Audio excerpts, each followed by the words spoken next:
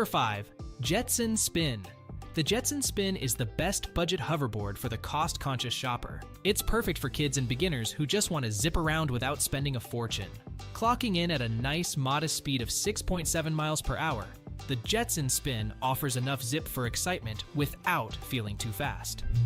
It's great for younger riders or anyone new to hoverboarding. The 5.1-mile range per charge is enough for quick spins around your neighborhood or home. Although its charging time isn't the fastest, it's also not a deal breaker for casual riders. One of the coolest features is its lightweight design. Moving and storing it is a breeze, especially for kids. The side lights are not just for show. They significantly improve visibility in low-light conditions, adding a layer of safety. Unlike flashier models, the Jetson Spin skips the Bluetooth speakers, but focuses on delivering straightforward fun. What I love most about this hoverboard is its simplicity and incredible value. You get exactly what you pay for. No frills enjoyment. If there's something less impressive, it's the battery life. Short rides are fine, but don't expect lengthy adventures. But for the price, this minor compromise is easily forgivable.